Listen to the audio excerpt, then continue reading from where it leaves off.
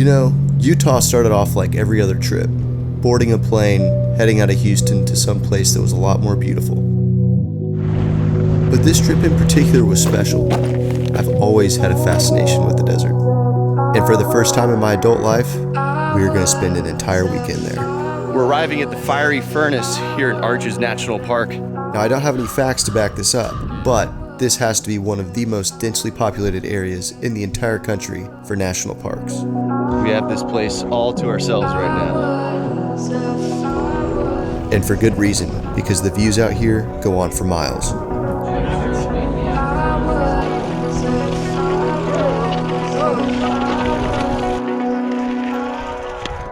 These introductory images are just a taste of the experiences that we had this weekend. Now sit back, relax, and enjoy the video.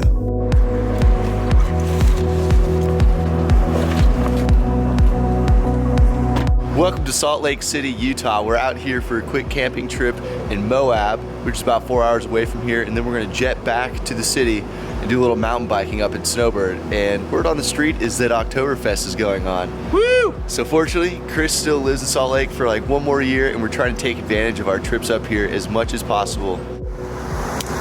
It's awesome. Here we go.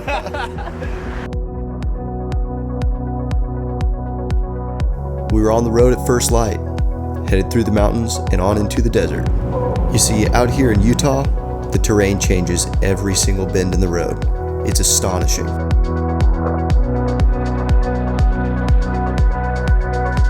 We made it to Moab, Utah after about a 3.5 hour drive. The plan here is just to do a little bit of hiking, sightseeing, and visit a couple national parks, and then we're gonna camp tonight.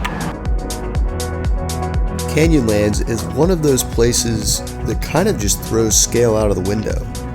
You look over an edge and it's like 1,000-foot drop, maybe even more. And looking around, you start to understand why this is such a hotbed for extreme sports. Just like Chris's parkour. We're arriving at the Fiery Furnace here in Arches National Park. This is one of those areas where there aren't really trails. You kind of just wander through canyons, and it's supposed to be one of the coolest places in the park.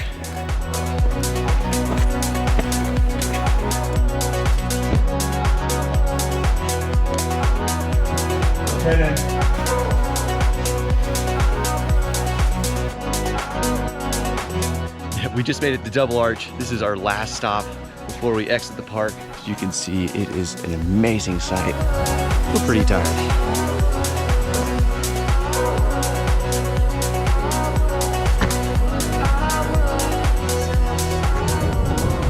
Peace out, Arches.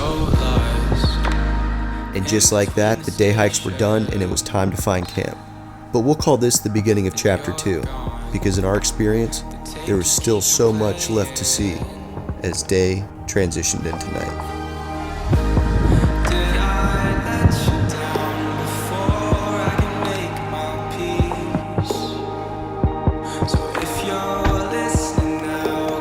Got a good awning, beautiful view. Tents are gonna go down in here. Overall, it is a fantastic camp spot. All right, so these two guys are fitting in that there tent. I'm trying to explain this to This is why I brought my own tent. Yeah. I was a fool back then. I was a fool back then. Do you see that cannon looking thing? That's Chris's telescope that I'm pretty sure is illegal in like half the states.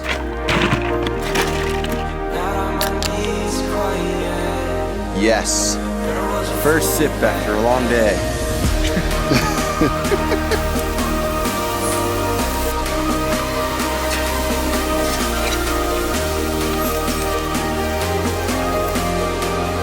Ah yes, the transition from day to night. Chapter 2 is in full swing.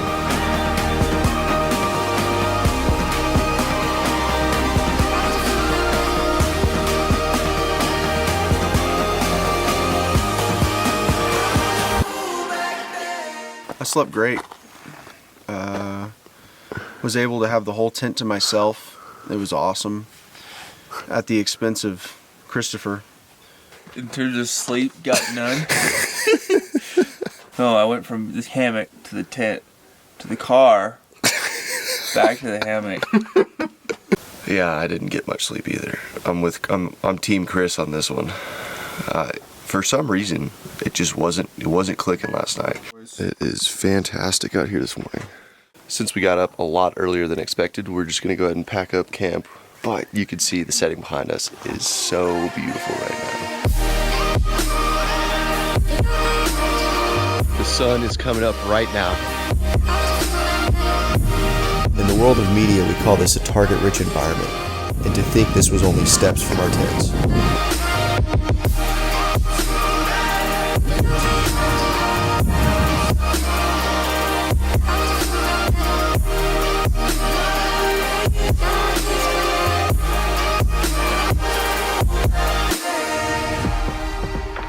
It was time to get back on the road because we had another huge day ahead of us.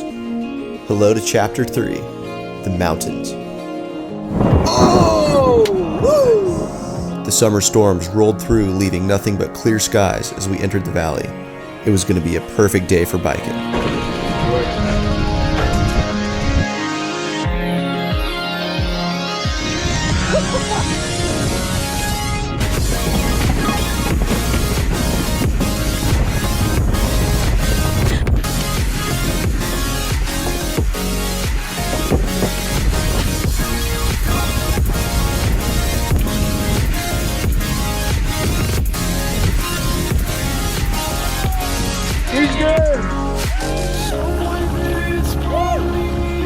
Here you go, Chris.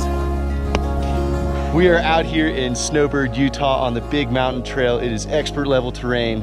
We're just tossing it around some switchbacks, kickers, and Chris is bit the dust, but he's good to go.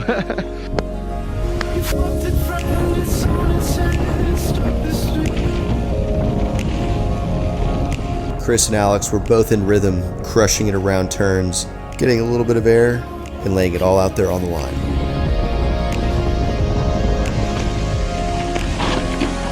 Oh, you good, man?